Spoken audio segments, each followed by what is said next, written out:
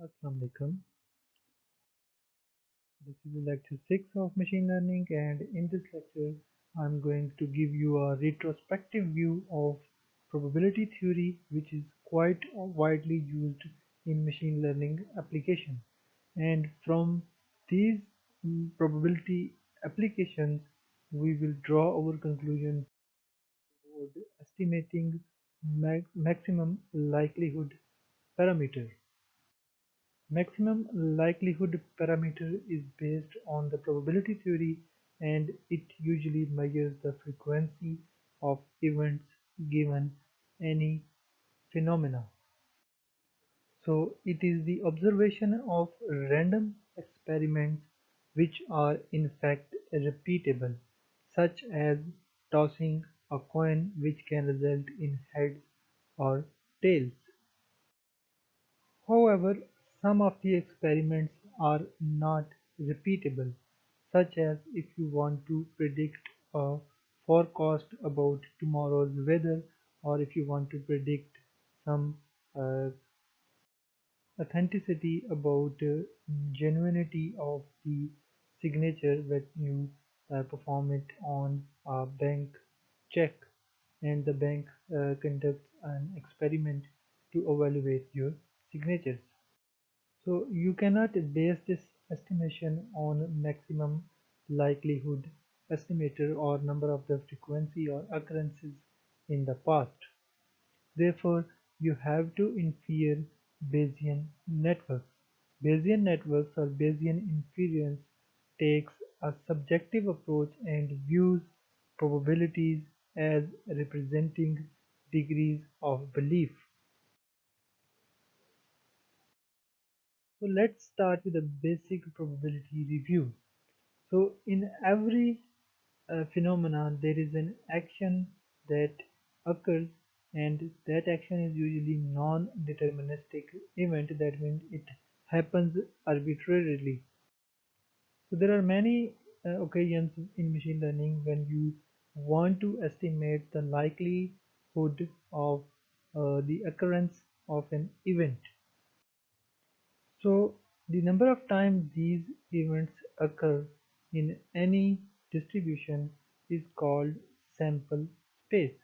So a sample space is usually denoted by the letter omega, is the set of all possible outcomes or events of the conceptual or physical random experiment. So the sample space can be finite or infinite. So let's say you have a dice and you want to extract a sample space for the dice. So the sample space for a dice may have numbers from 1 to 6.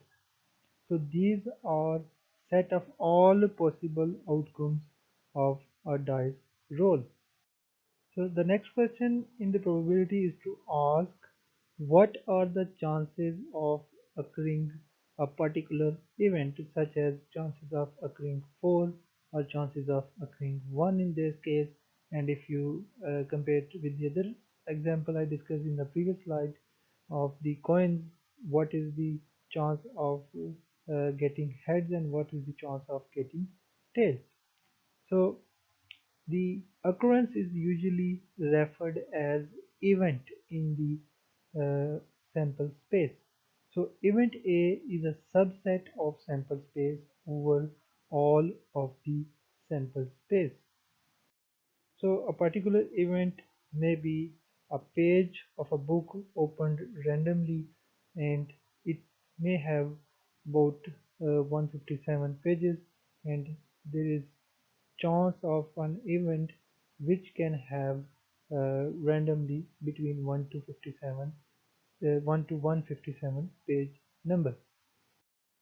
Another example can be a real number for temperature, the occurrence of location, time, etc., or the probability of uh, your next patient having a cancer, or rolling a dice and getting the number less than 4.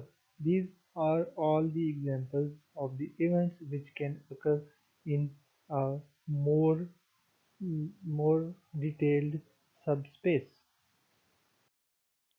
So if you recall, probability is the measuring of that particular event A is that the probability event is subset A happens is a function that maps event A onto the interval 0 to 1. So the probability of A is also called the probability measure of A. So what is the probability that the number of the dice is 2 or 4? So as you can see, we have the sample space provided in the is this shape, and the probability of particular event which we describe here, the probability of dice coming on point 2 or 4 is the subset in the total sample space. So in this case, the probability may be less than the total sample space. So let's say if we have six-sided dice, the probability of each side is 1 by 6, and if we want to estimate the probability of the dice for 2 and 4, we may have probability of 2 as 1 by 6 and probability of 4 as 1 by 6, and we will get probability equal to 1 by 3. So these are some axioms of probability, and I'm sure you will be very much familiar with these. So the first axiom states that the probability holds the non-negativity property. That means for any event in the distribution, the probability of that event is always greater than or equal to 0. At the same time, the probability of that event or any event must be less than 1. So that is the range of the probability. Probability can range from 0 to 1. So in the sample space, you may have two subspaces. The colored shape in the purple area is a shape where the event occurrence is true, and the rest of the area is the area where the occurrence of event is false. So the total area of the event space is equal to 1, and you have the probability of 1 minus this place for the probability of the places where A is wrong. The second probability is similar to the first, which states that the probability of all sample space, or the probability of everything occurring in a phenomena, is equal to 1. So the area of the event cannot get any bigger than 1, and the area of 1 would mean that all words have A is equal to true. On the other hand, if you have no occurrence of event, your probability is equal to 0. So the area A cannot get any smaller than 0, and the 0 area would mean that no word would ever have the occurrence of the event A is equal to true. Probability also holds simple addition and subtraction. So probability of A or B is specified by the probability of A plus probability of B minus the area shared by probability of A and B. So that means probability of either A or B combined, but not where the area overlaps with each other. Another representation of probability is by using random variables. So in machine learning terms, random variables are the attributes, and the possible values they can have are represented by space of the sample or the sample space. And for the convenience, similar shape symbol is used just like X, but in italic form for the sample space of possible outcomes, which may be finite or countably infinite. So if you want to access one outcome of the sample space or subset of the sample space, you can use the small letter x, which is the outcome of sample of discrete random variable. And if you want to know the occurrences of each value or each event, it is usually represented as probability distribution or probability mass function. So that is the total count for each type of value occurrence in the event. So in the short term, the same is used as P of x. So again, probability holds between 0 to 1 for all of the occurrences in the sample space, and the probability of each event summed up to 1. So some random variables have uniform distribution and other may have degenerate distribution. In uniform distribution, usually the values are spread across uniformly. That means each type of value has almost equivalent distribution. For example, if we have a fair coin, we will have uniform distribution because there is a 50% chance of heads and 50% chance of tails. However, if we have a biased coin, therefore we have we may have the greater probability, which may result in 90% of heads and 10% of tails. Therefore, our distribution will be degenerate with towards the heads. So another way to represent the probability distribution is using the Bernoulli probability distribution. So which takes the value of 1 with the probability of p and the value of 0 with the probability of 1 minus p. So it uses a single bit value where the chances of probability being true and the chances of probability being false are calculated. So it can be used to represent a possibly biased coin toss where the 1 and 0 would represent heads and tails, and the probability would be the coin landing on heads or tails. So in particular, an unfair coin will not have the probability of 0.5 or 50% for each heads and tails. So for illustration purposes, we have the sample space again for 0 for tails and 1 for head. The probability is mentioned in theta, and we may have the probability greater than 0 and less than equal to 1. So Bernoulli distribution is a distribution of all the variables over these two probabilities, where probability of the first event is the probability p and the probability of the second event is the probability 1 minus p. So another useful distribution is called binomial distribution. So similar to the Bernoulli distribution, binomial distribution also has two probabilities, either 1 and 0, or for success and failure for two possible outcomes. So binomial distribution reports the number of occurrences from the total occurrences for a particular event.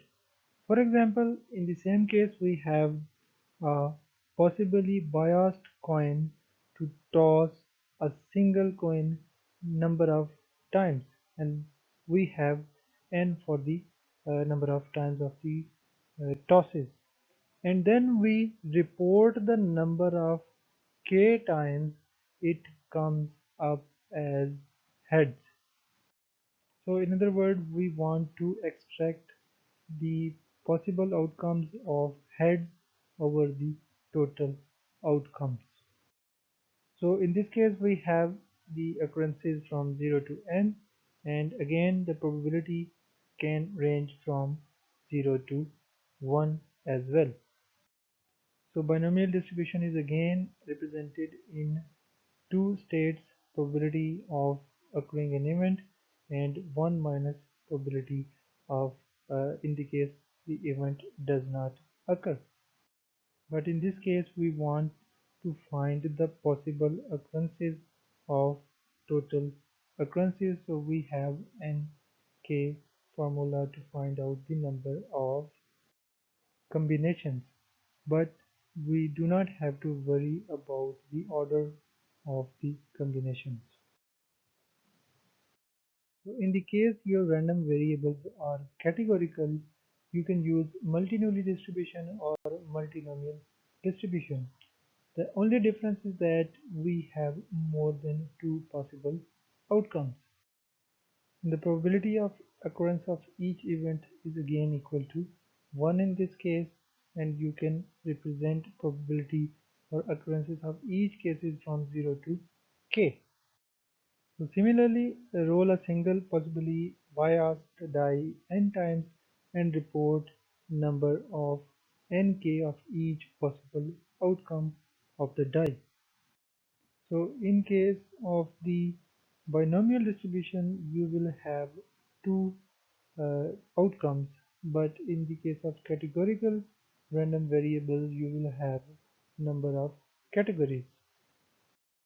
So another important probability theory concept is conditional probability, and it is widely used in learning theories. So it is the probability of an event occurring when you have information about a second event. For example, if someone tells me that the last stone throw resulted in a prime number, what is the probability that it was odd? So it is the dependence of outcome on another event. So what do you believe about the outcome if I tell you about another input? So let's say the probability of Rafael Nadal winning the French Open 2019 is represented as probability of an independent event. But what if I tell you he has won the French Open 11 and 13 he has played there? And also Rafael Nadal is ranked number 1. Therefore, probability of this event will be conditional on these two events, and it may exceed or recede with respect to these observations. So in other words, we say where B is true, fraction of A is true is represented as probability of A given B. Distributions also have different forms such as joint distribution and marginal distribution. A joint distribution looks at the probability of more than one random variable, such as in this case occurrence of x, y, and z is represented in a joint distribution. But often we are not interested in all of the variables, but instead we require subset of them.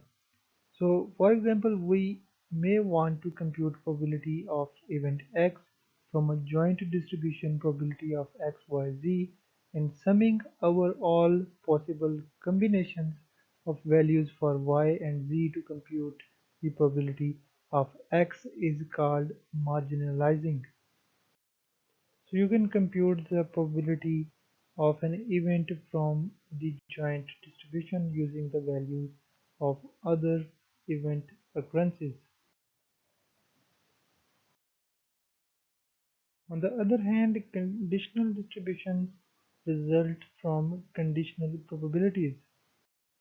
So the conditional distribution can be derived from the joint distribution and the prior distributions.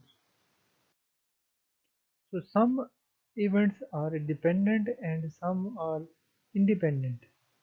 So if you take the example which we discussed in first few slides of a coin toss, and each occurrence of the toss is independent from the previous toss. For example, first event can occur in head, second in tails, and third in heads, fourth in tails. So each event is independent from its previous occurrence. So joint distribution will be product of each event probability, and conditional probability will not be affected knowing the outcome of another event.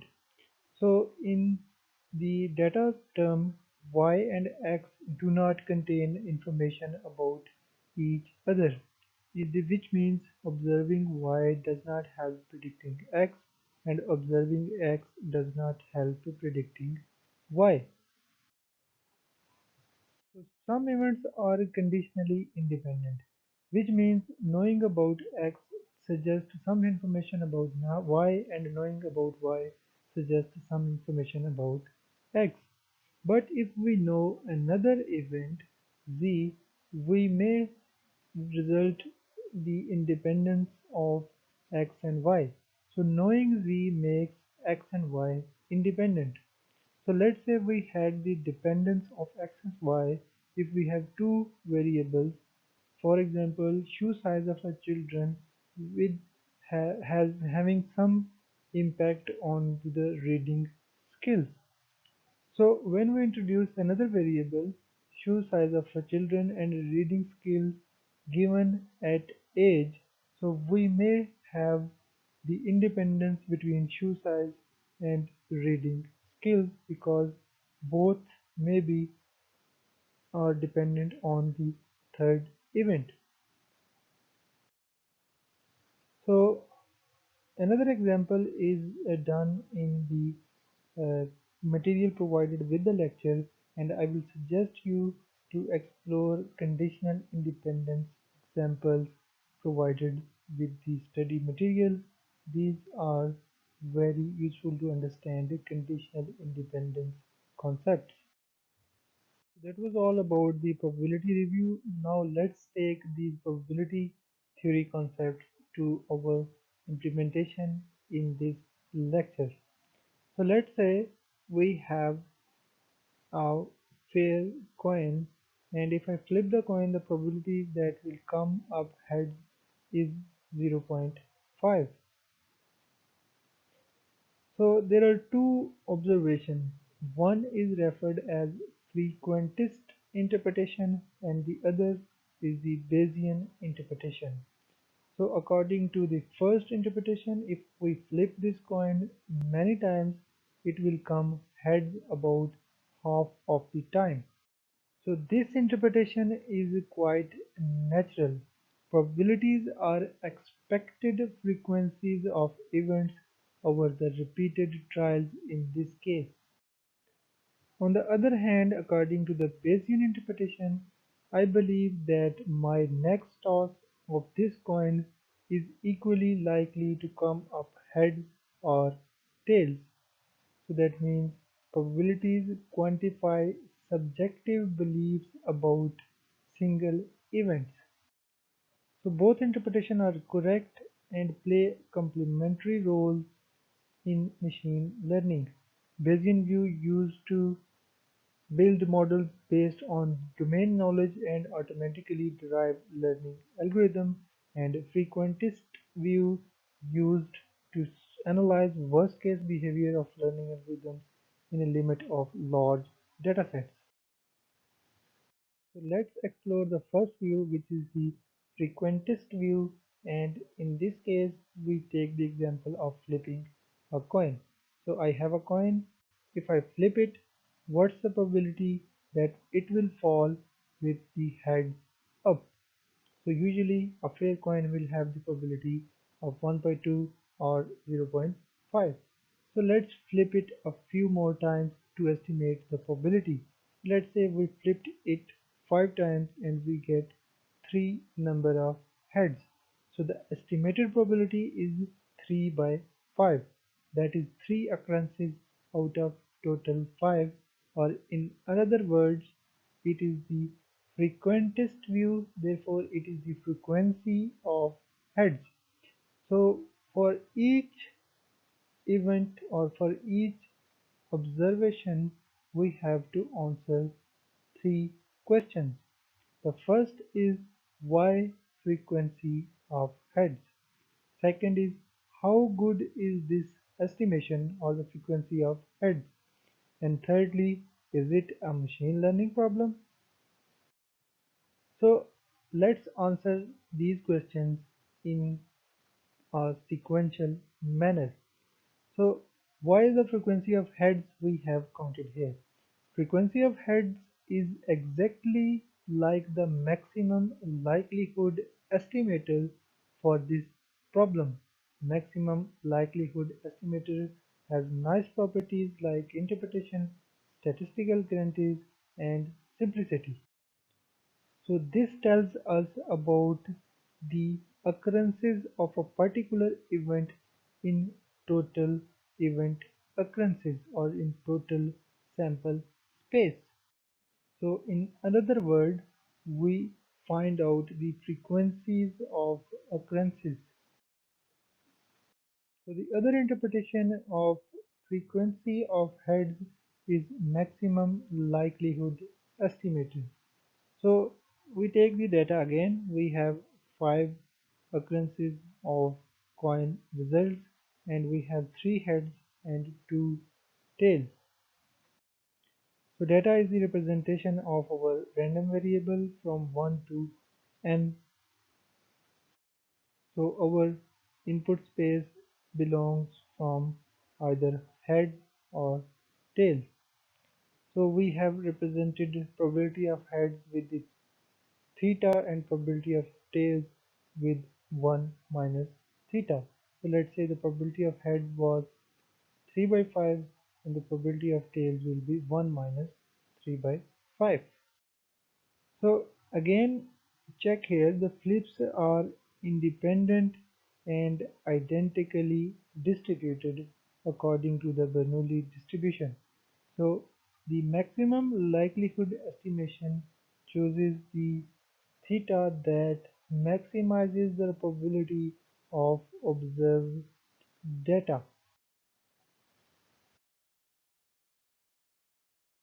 So as you expand the formula, you can see you observe number of event occurrences from 1 to n and you measure the probability with each occurrence.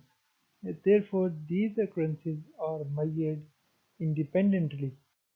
So then you separate the occurrences of number of heads and number of tails with respect to their respective probabilities.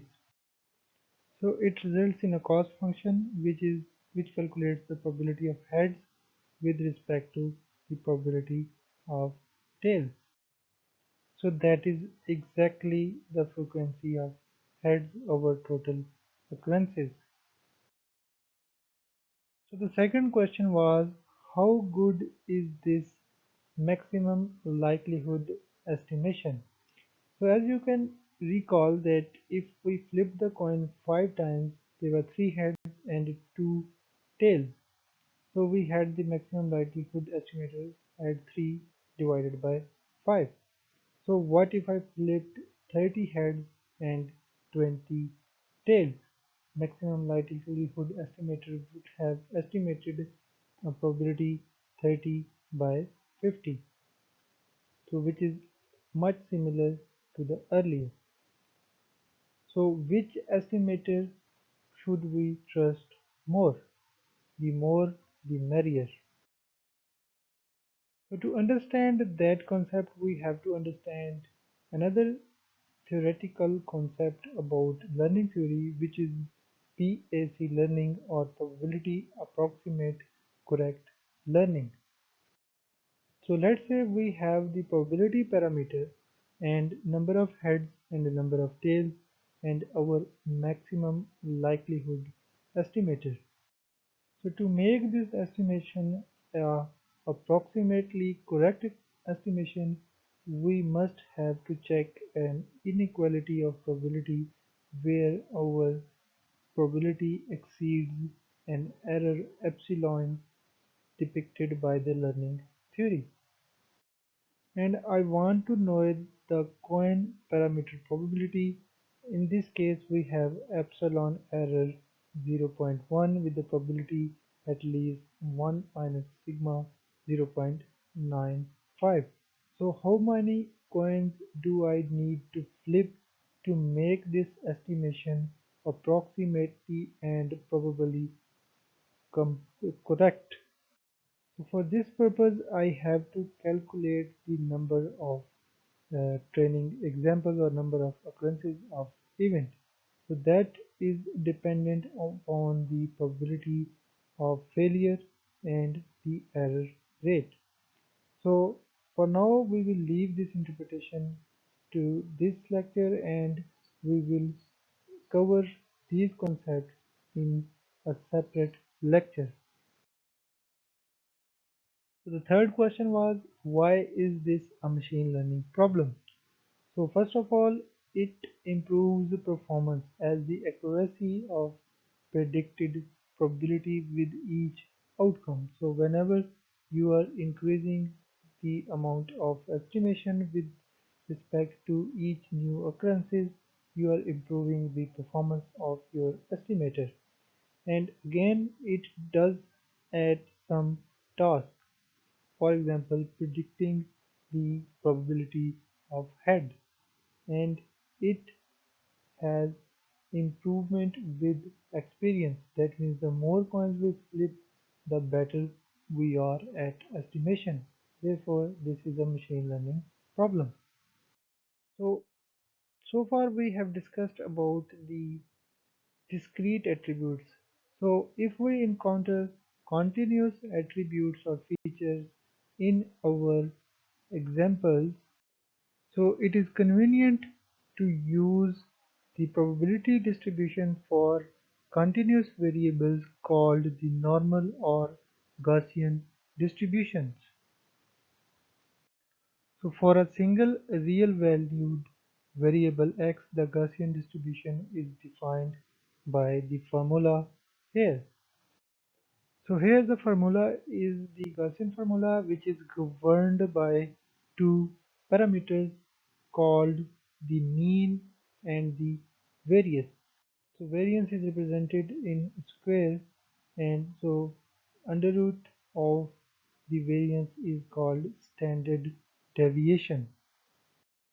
So the reciprocal of the variance is used as Gaussian. So here we have to measure the variance, and if our variance is high, our Gaussian distribution is widely distributed across the uh, bell curve. On the other hand, a low variance Gaussian distribution will look like this. You can also calculate the maximum likelihood estimation for Gaussian mean and Gaussian variance. So you choose the probability where mean and variance that maximize the probability of observed data. So again, our attributes are independent draws, and in this case, instead of a Bernoulli distribution, we use our Gaussian distribution formula, and we pick the value which maximizes the probability of our data. So maximizing the likelihood that represent the highest probability of data with respect to mean, we obtain the maximum likelihood solution by this formula, which is the average of all the variable occurrences, or the sample mean, or the mean observed on the values of xfi. Similarly, maximizing this with respect to standard deviation, we might obtain the likelihood solution for the form of variance as provided in this formula. So maximum likely estimation for the variance of the Gaussian is biased. So expected result of the estimation is not a true parameter, and true parameter can be find you can find out using the unbiased formula which we have used previously. So for the second view we need the Bayesian interpretation, and for the Bayesian interpretation we need to know the prior distribution of any event.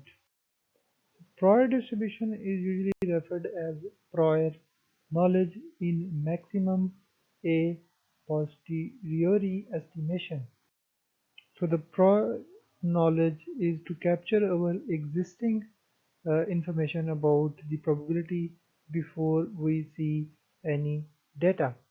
So in medical testing example, we use the incidence of the disease in the population as the prior probability that any particular individual has the disease.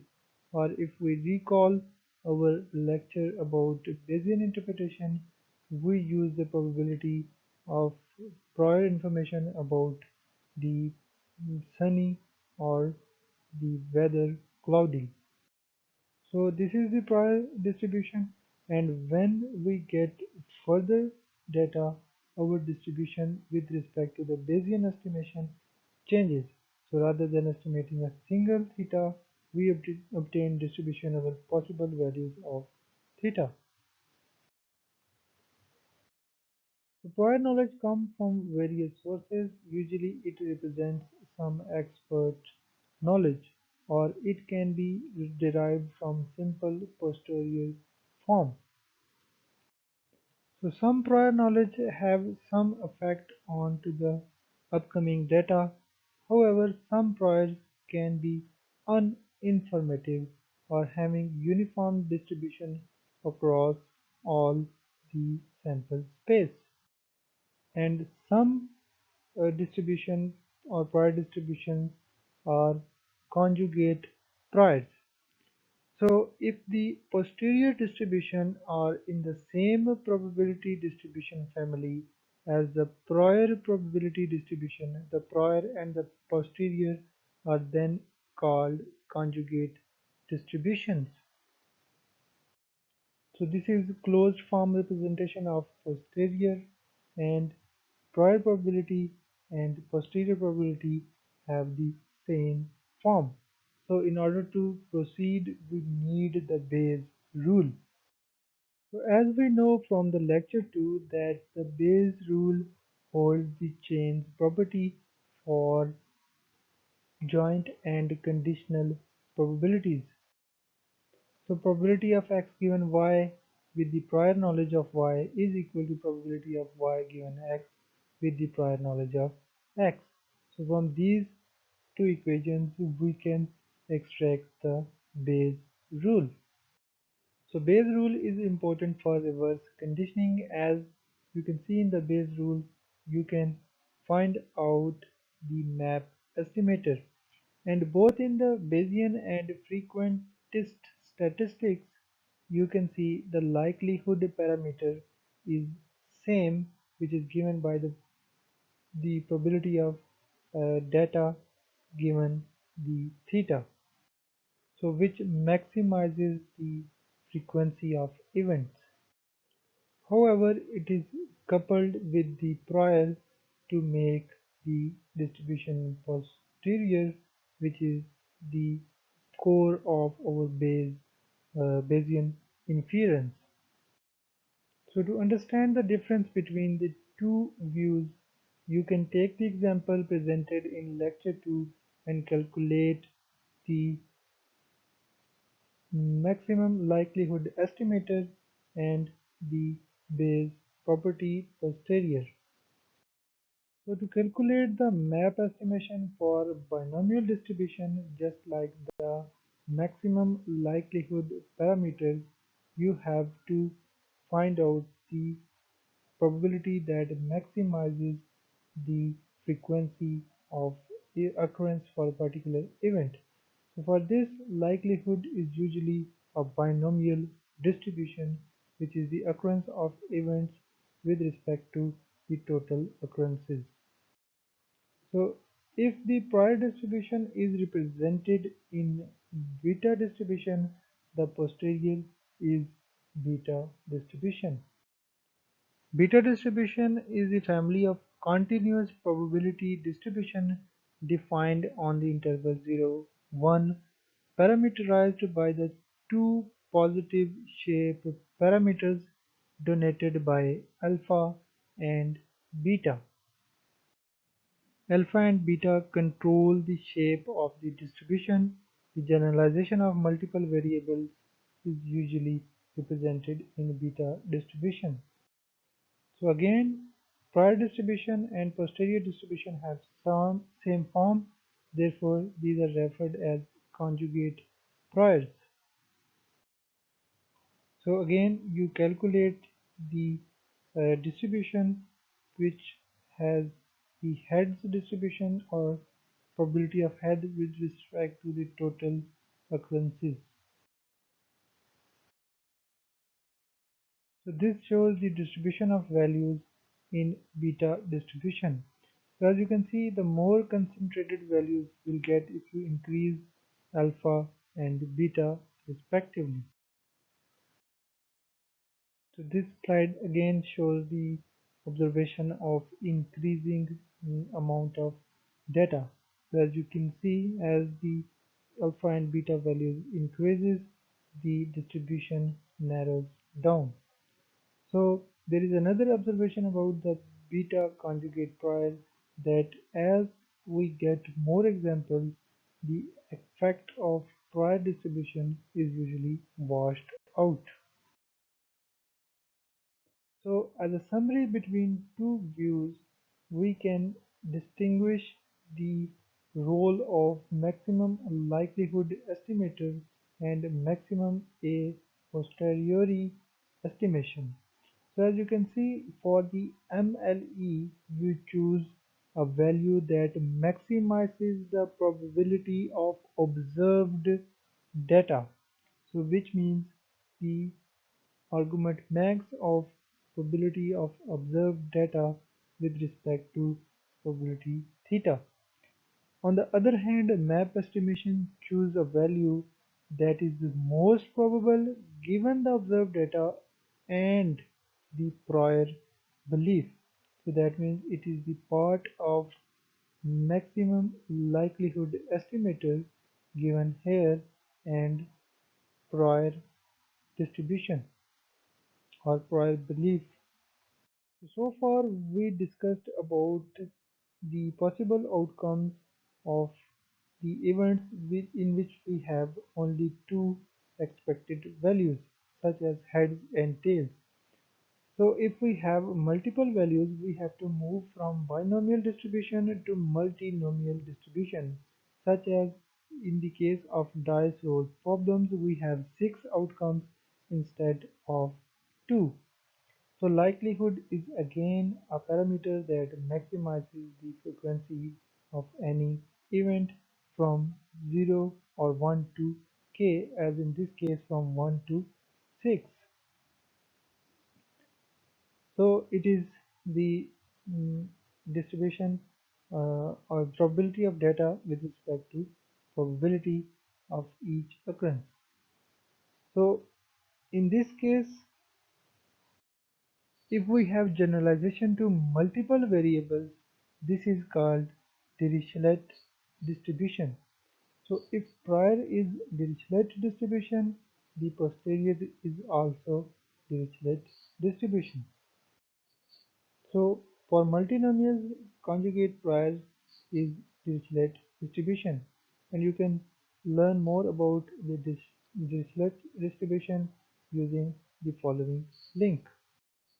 So it is similar to beta distribution, which is controlled by the alpha and beta parameters, but in this case we will have more than two parameter values. So now we can see the problems with the frequentist approach and the Bayesian approach. So as we observed, if the number of uh, sample outcomes is very small, frequentist approach provides no good measure.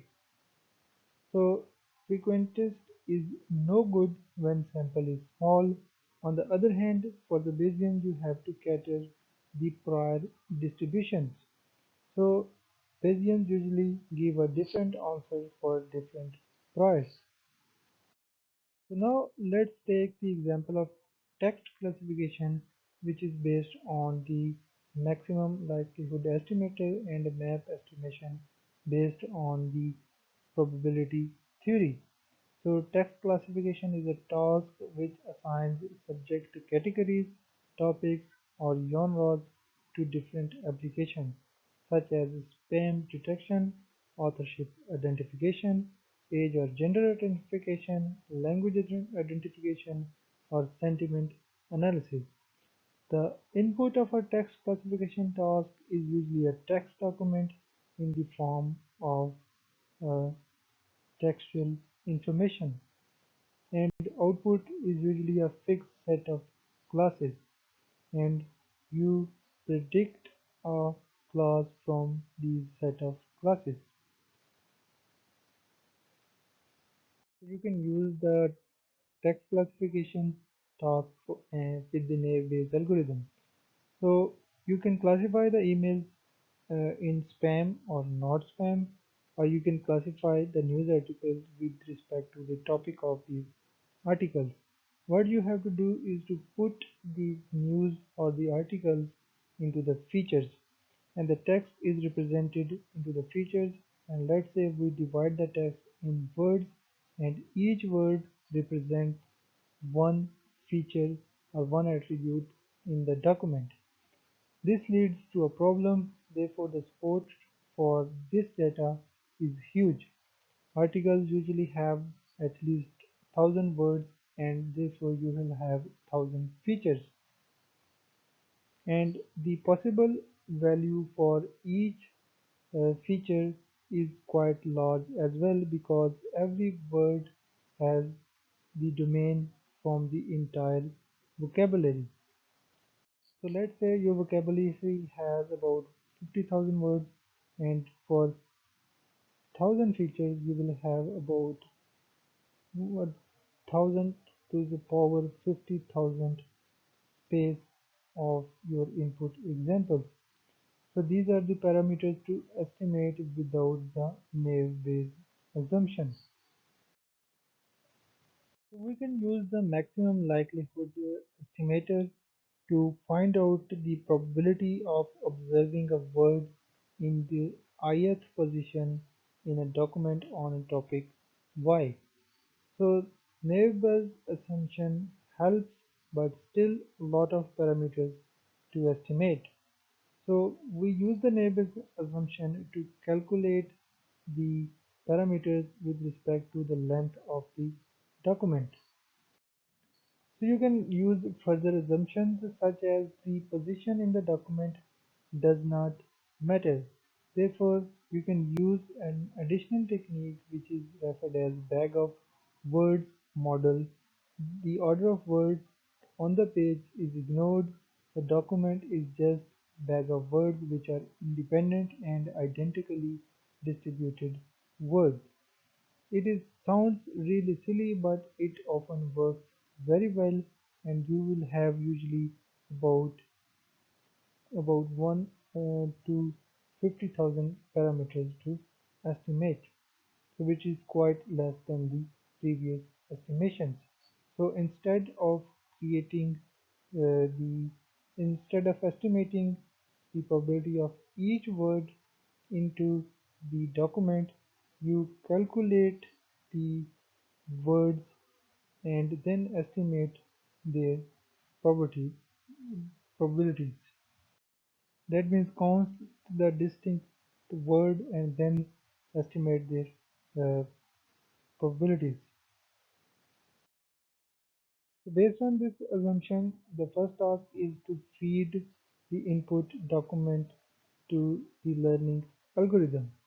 And then you identify the key document elements or the key features which report more productively towards the classification task. So you identified the most useful words from the document. So when you have identified these useful words, you neglect the rest of the documents and you focus on these documents and calculate their occurrences. So the word occurred more is likely to have impact on to the title of the document. So such as this document is a review of a movie. If you read this article in the previous slide, and we can see the word great, love, recommend, love is used, and therefore you can say that it is a positive review. So that is the end of this lecture, and if you want to explore more, I would suggest you to read the chapter 2 of Introduction to Machine Learning book, and you must read selective topics on the probability theory and the estimation or topics in chapter 1 and 2 of pattern recognition and machine learning book, and also the reading material is provided along with this lecture and you must go through it to understand fully. Apart from that, if you have any further question, you can ask me at any time. Thank you very much.